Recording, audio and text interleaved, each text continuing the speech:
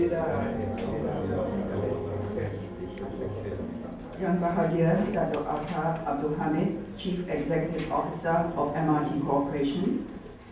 Yang Bahagia Dato' Azmi Matno, Director of MNC Gamuda. Yang Bahagia Dato' Wong Wai Cheng, Project Coordinator of MNC Gamuda. Encik Amir Mahmud Razak, Director of Strategic Communications and Public Relations of MRT Corporation. Mr. Anton Joseph, Managing Director and CEO of Mudijara Corporation. Encik Muhammad Abjad Farooq, General Manager of MMC Gamuda. Members of the media, ladies and gentlemen, good morning and thank you for joining us today. The purpose of today's briefing is the announcement by MRT Corporation on the commencement of the V3 work package. This involves the construction of the viaduct, guideway and other associated works from Dataran Sunway Station to Section 17. Our panel speakers for this morning are Yang Bahagia Dato' Azhar Abdul Hamid, CEO of MRT Corporation, who will present to us an introduction and overview of the overall project. Mr. Anton Joseph, Managing Director and CEO of Mudijara Corporation, will give us a briefing on the V3 works. After the presentations, we'll open the floor to questions. Now may I invite Yang Bahagia Dato' Azhar Abdul Hamid to commence this morning's briefing. Thank you very much. First and foremost, very good morning to all our friends from the media who make time to be with us today. Let me just say thank you very much for being present. It means a lot to us that you've been able to come here today. And also to our other friends from PDP as well as Mudijara, who've been very instrumental to a lot of things that we've been doing. Now, just a little bit of, I'm going to take a couple of minutes to basically update you as to where we're at as far as the MRT project is concerned. Since MRT Corporation started in September 2011, we basically put in a lot of initiative to consolidate and execute a lot of initiatives that is required to basically get this big project on the way. A lot of it, has to do with land issues, but also the bulk of it has to do with making sure that we efficiently and effectively award a lot of the civil packages that we have.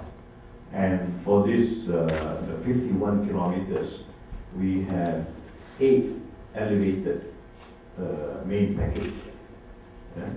And out of the 8, we have actually awarded 7. We've got one more to award, that is the V8, which is the stretch between Taman Mesra and Kajang Station. Now that will be the final one, and we expect to award the last elevated package by end of August. Because what we're doing is we're waiting for a date to get the highest tender committee to meet. And that sometimes can be a bit of a challenge, but we're managing it well. We've been managing it well so far. Now, if you look at the project overall, as I mentioned earlier, 7 out of 8 of the elevated packages have been awarded. And we've also awarded the underground package. So really, out of the 51 kilometer stretch, we have basically awarded most of it. We are now in the process of awarding the packages for the elevated stations. And in total, I think there are about 22 stations. Elevated stations that we need to award, I think, in total, right? And we're in the process of doing that. And we are also in the midst of embarking award for the systems, which includes the rolling stock, the signaling package, the power distribution package, the station doors, and everything else that's part of the system packages. And in total, there are about 11 system packages. All right. So, if you take everything that I've said so far over the last 2 minutes, we are on track. Yeah? Because the important thing here is to get all the packages awarded as soon as possible, and we are targeting to do this by the end of the year. So that from 2013 onwards, it's basically the execution of all these packages. And I'm happy to say that, you know, if you look at the awards of all of these elevated packages, we have been able to partner very reputable companies to actually undertake these packages. And of course, Putrajaya to us is a very important partner. And we are very confident that with their experience and with their track record and achievements, this particular V3 package will be executed well, on time, and within cost. Now, basically the V3 package is between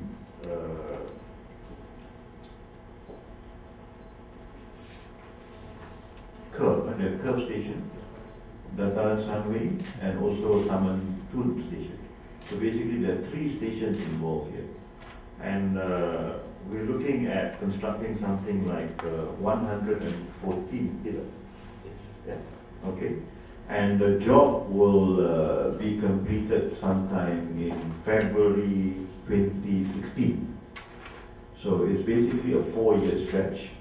And there's a lot of work involved, relocation of utilities, basically building all the pillars and making sure that, maximum effort is being put towards traffic management as well as environmental control as far as the actual construction work is concerned.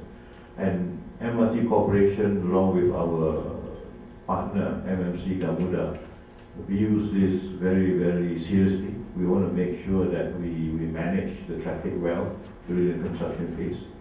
And we also want to make sure that we do minimum damage to the environment, if not zero damage to the environment. This is something that we have to manage. And of course, working near residential areas provides that extra challenge, because we have to deal with the public. We have to make sure that their interests are taken care of. And all in all, there will be continuous monitoring between MRT and PDP as far as this project is concerned. And so far, the relationship that we've had with Putrajaya has been excellent. And we are quite confident that we will remain that way, and they will deliver us what we require on time. So without any further delay, what I'd like to do is basically allow the briefing of the V3 package to take place, so that we can quickly move into question and answers later, should you have any questions. Okay, thank you very much.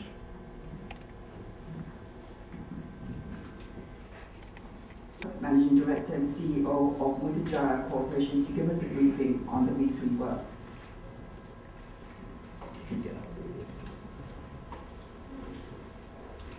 First and foremost, I'd like to thank Dr. Azhar, MRT Corp, and PDP, the wide chain that does me and Kiambiad and all that, for having confidence in selecting us as a contractor for this job. And we know that this is a very challenging job, and we have done many challenging jobs, and I'm sure that we will be able to meet the challenges required by the client. So without much ado, I think I'll just proceed on with the briefing. Yeah, that's basically the general content. Yeah, I think we've met all of the people for this now.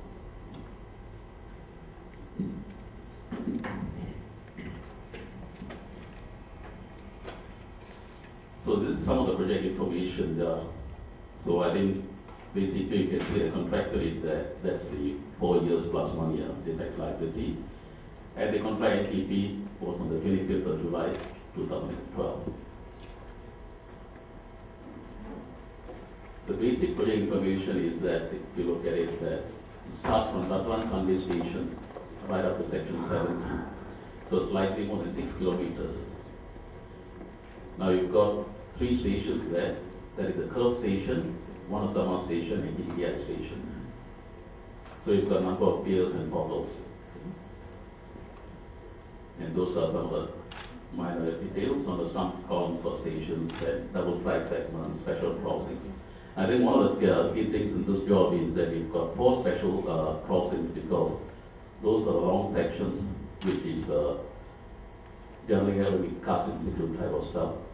And this is going to be the most challenging part of the job actually. Then we've got a major transmission line relocation that is just before the towards the run Sunday station. Now the activities, these are the major activities and target dates. We noticed that you've got the comments on the 25th and completion on 29th February 2016. Now major activities are, because this being an urban construction, so you get lots of utilities which are existing utilities. And I think this can be very challenging because the coordination with various authorities and the sequencing of works. But I think PDP has already done a lot of pre-construction work with the authorities, and to a large extent these things, rather than, we are not starting from scratch as such, they have done quite a lot of work and design and all that stuff, and taking into account some of the site constraints, and I think that should be very helpful in speeding up this relocation works. Now then you've got also the various activities, the launching works, the drainage works, the street lighting, traffic lights, and most of all, I think, being an urban construction, and I think a lot of landscaping works is intended to be done to minimize the environmental impact of some of the major structures there. Then followed by the track works, system works, and power stations. So that's where they're available in March 2016. And that's the target date for basically commissioning of the system there. Now just to run through a quick one, the scope of works, basically, I think the critical ones are like traffic management and control. The rest are temporary works. A lot of temporary works needs to be done because we are working very tight constrained space. And to support the utilities as well as deep excavations, there's some major temporary works to be done. Some minor tree relocation works and all that. So you find that actually the most critical one is the temporary works, relocation utilities, and the pier construction. The rest generally do not impact most of the traffic actually. And I think one of the things that they have highlighted here is the central labor quarters. So they're, I think, MRT Corp and PDP, they're trying to centralize all the labor at a common location. So that's at the beginning of close to the B1 depot.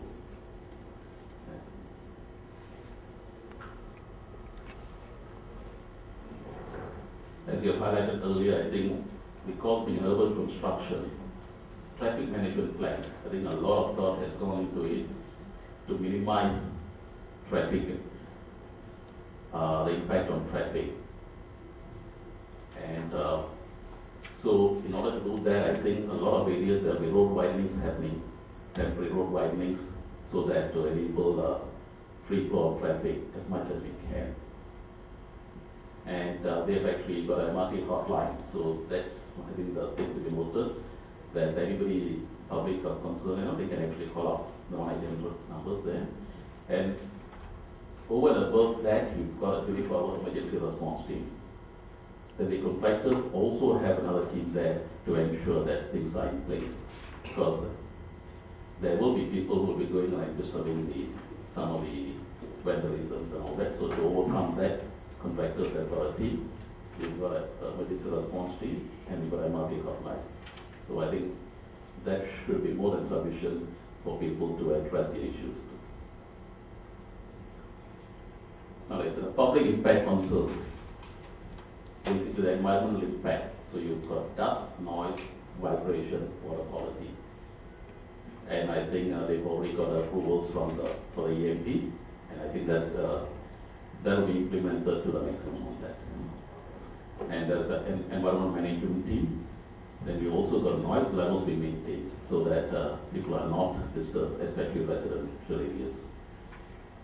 And there are some guidelines that 65 dBA for working hours, daytime and nighttime, there's 60 dBA. Then to keep the dust under control, there's water bowl system. Now, traffic impact, so you will have actually, during the construction phase, you will notice that in order to minimize inconvenience, there will be temporary road diversion. Like I said earlier, we would do a lot of road widenings. And also try and keep off heavy equipment during peak hours and all that stuff, and on existing roads.